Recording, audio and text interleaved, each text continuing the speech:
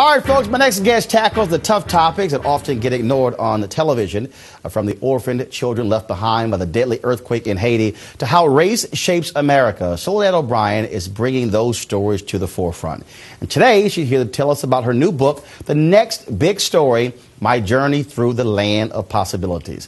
Welcome to Washington Watch. Soledad, my buddy, what's going on? All good. Busy. See, normally we're talking on the phone or sitting here chatting on email and text and all that stuff, or going back with our Twitter wars. It's nice to be here in person. Absolutely. First of all, before we get to the book, you recently had the documentary, Black in America 3, Almighty Debt. And it was very interesting in terms of the reaction from people because, like many pieces, people say, I know about these things. But all of a sudden, when you bring them to the small screen, it causes people to start realizing, wait a minute, that's me. And what great opportunity for the Black church to really make a change in people's lives, a change that's necessary. I mean, I thought Pastor Buster Soaries was incredible, and he said, racism can exist and you can still get your debt in order. Those two things don't have to be fought at the same time on the same front.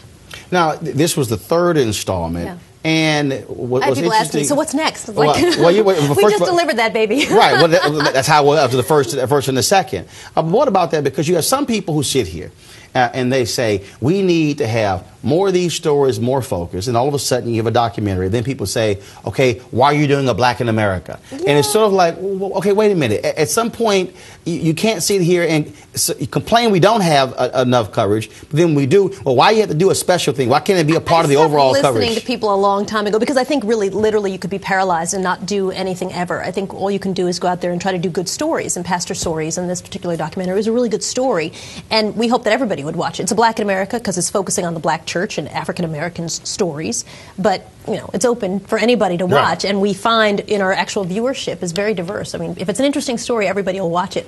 But I learned a long time ago to kind of tune out that feedback. I remember after we did the first Black in America, my own mother would say, "Oh, no Afro-Cubans, your own people couldn't make it into your document." And she was right. Yes, that's true. And I remember when we did Latino in America, people would say, I noticed there were no Peruvians from Texas in your documentary, and San Antonio's not in the document, and they're right. Yes, there's no question. But a good story is a good story, and all we can do is sort of chip away at the number of stories that are out there to tell, and I think there are a lot to tell. You talk about good stories, and in your book, you sort of go through these. And as I was reading, it was interesting. It seemed as if you were writing your book as you were covering these stories, in terms of how you decided to write the book. Yeah, no question about it. I mean, what happened was people would ask me, well, why do you cover race and ethnicity? Why don't you just, America's in such a good place. Why don't you, why explore those things that are so uncomfortable? And so I realized to answer that question, I really had to kind of go back to the beginning and write about where I grew up and how I grew up and my travel sort of as a journalist that made me interested in these stories. And so when I was in Haiti, and partly because today for CNN we file for .com and I send emails all the time, and it's very easy to keep a record of all the things that you're writing about and thinking about. But yeah, there was no question. I had so much, you're on planes and you're sending BlackBerry messages that you can retrieve later and have a sense of urgency that, was the moment that you were thinking about. I remember when that earthquake hit and I was tweeting, we've just been in a 6.1 earthquake and thinking, God, Anderson is up on the platform. Anderson is on that platform and Jason Carroll from CNN on that platform, which is weaving like this. I mean, we're running for our lives out of the hotel room, but they're stuck. What's going to happen? I remember that like it was yesterday. We recently talked with Denial Mengistu, and he wrote a book talking about the immigrant experience. And so how has it been for you being a first-generation immigrant, parents not born in this country? My mom's Cuban, my dad's Australian. And the experience? Yeah, it was interesting. Because we moved to an area that wasn't an immigrant community. When my grandmother came from Cuba, she moved to Union City. She never learned any English. She didn't have to.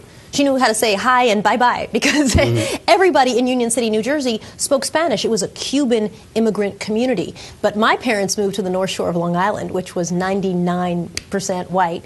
And so for us, it was very uncomfortable. In a lot of ways, I was your average American middle-class kid. And then every so often you were reminded very dramatically and sometimes uncomfortably how, well, you're not really one of us. Your parents speak with accents. You're different from us. And I think our parents also, because they came to America for a better life, were very much like, put your head down, ignore everybody, don't you worry about what people tell you, plow ahead. because you're here to achieve something. We're here to get something. Don't let people's comments throw you. But you still are faced with that even as an adult, because all of a sudden people sit here and say, okay, well, here's Soledad O'Brien, and we're seeing her in Essence magazine, or we're seeing her in Ebony magazine. Well, especially after the first Black in America. Right. You know, people would say, well, you know, some people say, then they say, well, she's in the Hispanic journalist and the Black journalist, and so she's exactly the right person to be doing Black in America. She's exactly the wrong person to be doing Black in America. I mean, you know, and that's, in a way, by then, once you move into your 40s, you get very comfortable with the sense of, I don't have to be right or wrong on that issue. To me, that's a great starting point for, well, why? Why am I the right person? Why am I the wrong person? Why is it relevant to take pictures of my kids, my husband's white, put them up on a screen and say, well, these are the kids that look Black, and these are the kids that don't look Black? I mean, I'm really interested in the why behind that. 20 years ago, it would have sent me over the edge because I was still processing a lot of that. And today, I think, wow, what does it say about America and where we are with race? I find that fascinating. And you can't call for a larger conversation about race, or even an uncomfortable conversation about race, but be like, you know, but I'm out. But I don't want to talk about me. Because, you know, I always felt that being half Black, half white, Latino, my grandfather was Italian on my mother's side, and Cuba, you know, that was sort of a plus, because you kind of came from such a different background. You always would sort of see a different, you know, you understood the outsider's perspective. As a journalist, it's very helpful. You're kind of an insider, but kind of not. You're an outsider, too. And so I remember we were doing a documentary, which is working title, Muslim in America. You know, and the number of people who are Muslim are like, you're an outsider, too, so you know what we're talking about. Right. I find that it's been such a plus as a reporter to feel like, you know, you have sort of a different perspective on things. Well, I'll tell you what, going through many of the stories, it was just great in terms of chronicling these various pieces from working from other networks to where you are now.